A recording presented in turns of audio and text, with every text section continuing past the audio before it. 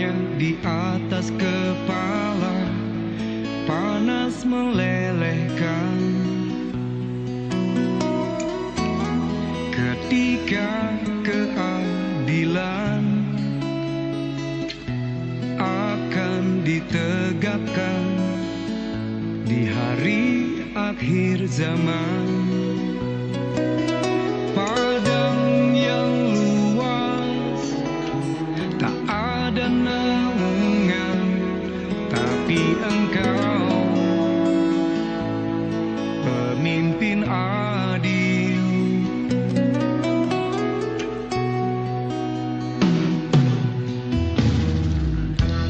Setiap manusia adalah khalifah di muka bumi ini. Engkau khalifah, dari khalifah kau dinaungi, kau dirahmati. Tapi Engkau khalifah, dari khalifah kau dinaungi, kau diselamatkan. Oh, dari hari pembalasan Engkau bisa bawa mata air kebaikan bagi manusia.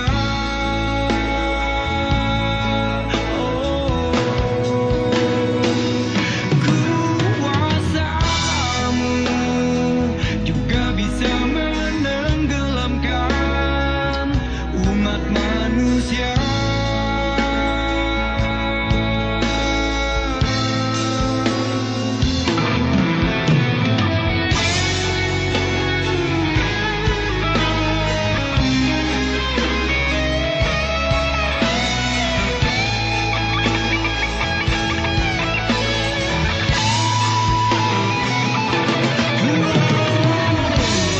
Tak ada bahteramu, tak ada penyelamat, maka adillah kau pemimpin.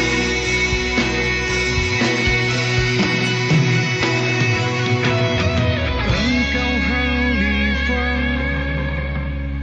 dari khalifah kau dinaungi, kau dirahmati. Tapi Engkau khalifah, dari khalifah kau dinaungi, kau diselamatkan.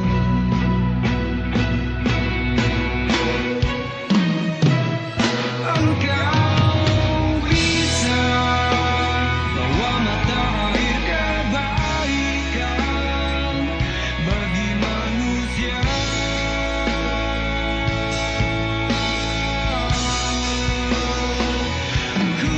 Kuasamu juga bisa menenggelamkan umat manusia.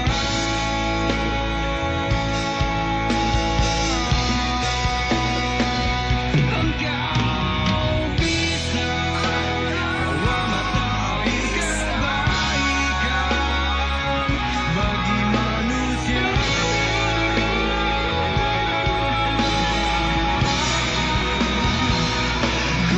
Kuasamu juga bisa menenggelamkan umat manusia.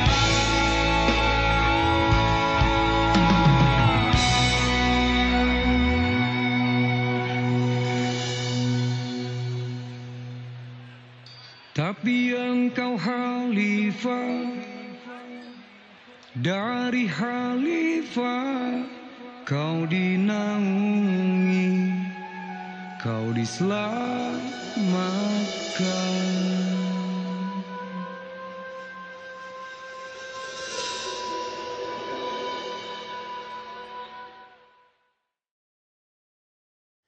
Assalamualaikum warahmatullahi wabarakatuh. Sobat RH sekalian, jumpa lagi kita di channel yang keren ini.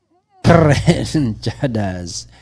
Jadi sobat RH sekalian, hati-hati dengan jejak digital masa lalu. Tapi ya kadang-kadang orang gak peduli juga ya.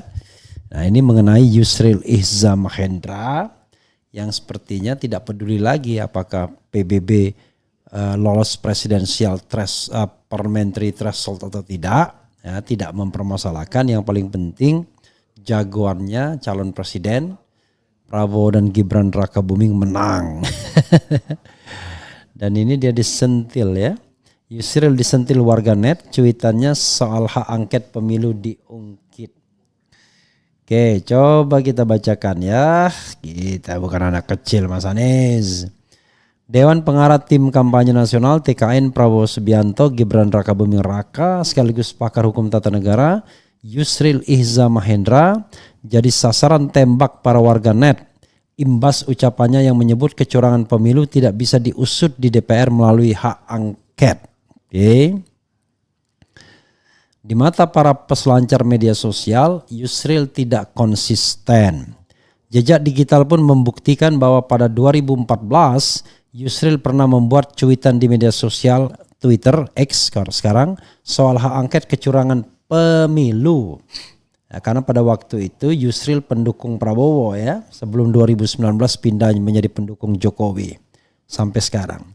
Salah satu akun X yang mengkritisi adalah @ch_khotima2 mengatakan dirinya menolak lupa. Menurutnya Yusril sempat menyebut dalam kicauannya bahwa hak angket untuk menyelidiki kekacauan DPT pernah digunakan pada pemilu 2009. Akun itu juga mengutip cuitan Yusril lainnya soal pemilu curang. Menolak lupa, DPR dulu pernah gunakan hak angket untuk menyelidiki kekacauan DPT pemilu 2009. Cuit akun itu mengutip kicauan Yusril pada 2014 lalu. Dikutip hari ini ya. Kalau pemilu curang maka penjahat politik dan koruptor lah yang berkuasa di negara ini. Demokrasi mati seketika. Dukung hak angket, kawal demokrasi, tulisnya lagi. Itu cuitan Yusril semua ya. Sebelumnya Yusril menilai langkah koalisi pasangan Capres-Cawapres nomor urut 1 dan 3 yang berencana menggunakan hak angket dugaan kecurangan pemilu 2024 tidak tepat. Menurut Yusril, pihak yang tidak puas terhadap hasil pemilu 2024 dapat membawa hal tersebut ke Mahkamah Konstitusi. Hal itu diatur dalam pasal 20A ayat 2 Undang-Undang Dasar 1945 bahwa hak angket dikaitkan dengan fungsi parlemen yang melakukan pengawasan yang bersifat umum terhadap hal apa saja yang menjadi objek pengawasan parlemen. Ya, sahabat era sekalian, inkonsistensi adalah konsistensi para politisi. Jadi ya jangan sedih, begitulah politisi ya. Yusril Iza Mahendra kita ketahui ya 2014 orang yang kritis ya, pendukung Prabowo ya, kanan, tapi 2019 di saat-saat akhir melipir dia ke Jokowi sampai sekarang. Dan sepertinya tidak terlalu peduli apakah Partai Bulan Bintang itu lolos parliamentary threshold atau tidak. Yang paling penting ikut pemilu, punya bargaining position dianya.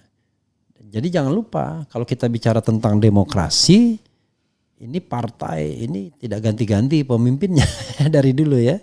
Sejak tahun 1999 ya ketua Partai Bulan Bintang ya Yusril Iza Mahendra. Jadi tidak berubah itu sampai sekarang. Ya beda-beda tipis sama PDIP ya. Jadi memang kalau kita mau belajar demokrasi, konsistensi ya memang harus dimulai dari jejak digital diri ya. Itu yang jadi persoalan. Jadi kalau orang ya berubahnya dari masuk kekuasaan lompat keluar kekuasaan itu masih reasonable. Tapi kalau dari luar kekuasaan masuk ke dalam kekuasaan, nah itu agak orang bertanya-tanya motifnya apa ya. Gitu ya sahabat era sekalian. Jadi benar Yusril, tahun 2009 ada kekacauan DPT dan kemudian digunakan yang namanya hak angket. Pada waktu itu ingat betul saya, salah satunya memeriksa Andi Nurpati ya. Selain angket juga ya diduga kong kali kong yang dilakukan oleh anggota DPD, anggota KPU. Dan jangan lupa pada 2009 saya juga berjasa mengajukan permohonan ke Mahkamah Konstitusi pada tanggal 6 Juli ya 2009, dikabulkan 2 hari sebelum pencoblosan, yaitu unregistered voters bisa memilih. Ya. Jadi dengan menunjukkan KTP dan paspor tapi dimulai jam 12 sampai jam 1. Nah, itulah presidennya yang dipakai hingga hari ini. Itu putusan tahun 2009 yang dianggap menyelamatkan demokrasi elektoral ya. Tapi memang kekacauan DPT itu terjadi di pemilu legislatif.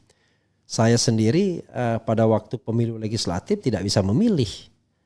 Jadi pada 2009 saya tidak memilih ya, tidak memilih untuk pemilu legislatifnya. Tapi pada pemilu Pilpres ya saya kemudian memilih setelah putusan unregistered voters. Tapi rupanya sudah tercantum dalam pemilih dalam DPT ketika ada perbaikan ya. Itu saja sobat era sekalian. Wassalamualaikum warahmatullahi wabarakatuh. Keren cadas, keren cadas.